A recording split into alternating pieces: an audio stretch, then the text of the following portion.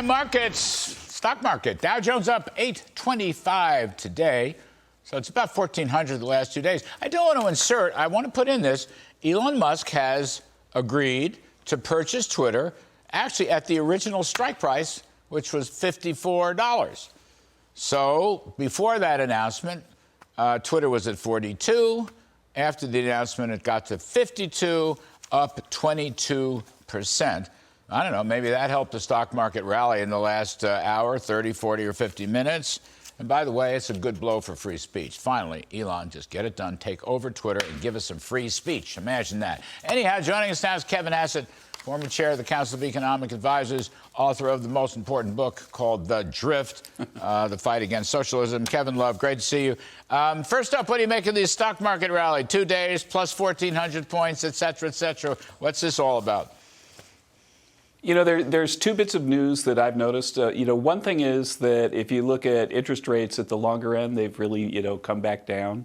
And I think that might be in response to the United Nations sort of urging the U.S. not to raise rates. The Australian Central Bank came in at 25 basis points instead of 50. And so I think that there's, the market's now thinking that the central banks are going to chicken out.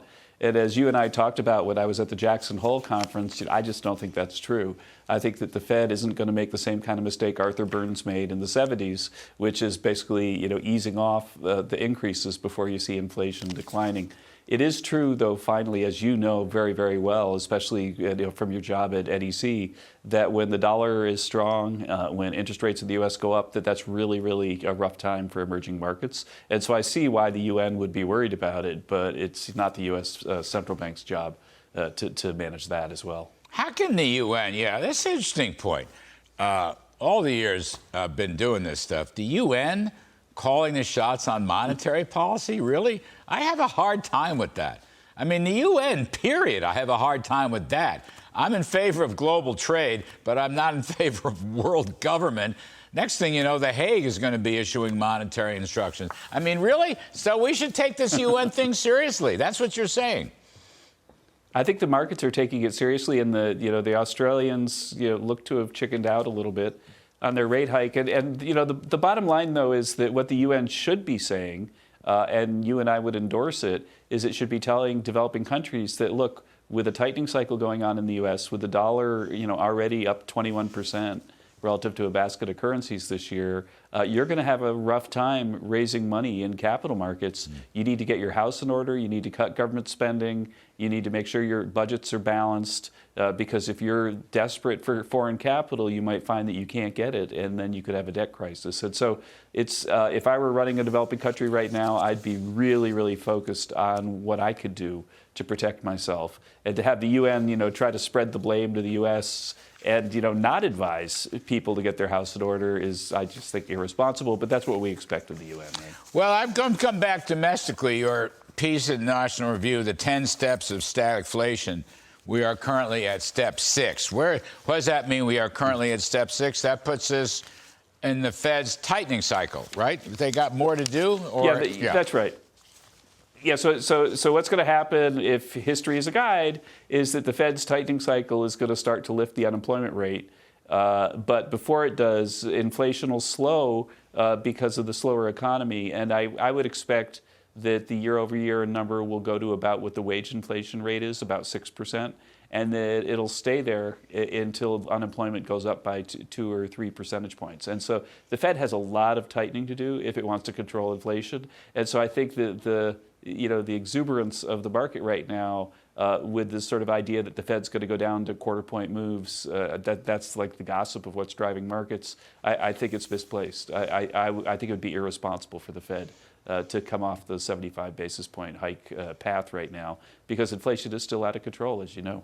Every time Wall Street tries to sell this, they get clobbered. I mean, that was the point a few weeks ago. They always, between Jay Powell's speech, Jackson Hole, and subsequent speeches, and even you got, perpetual doves like Lael Brainerd.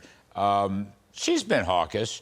who's a what's he running the New York Fed has been August. John Williams. He's a smart guy. John Williams. John Williams. I'm just saying, Wall Street, I don't want to say they're touts. Look, I worked on Wall Street many years ago, and I worked there happily, and it's a very interesting place, and I believe in markets. But every time the economists on Wall Street start telling you the Fed's tightening is over, it's not over.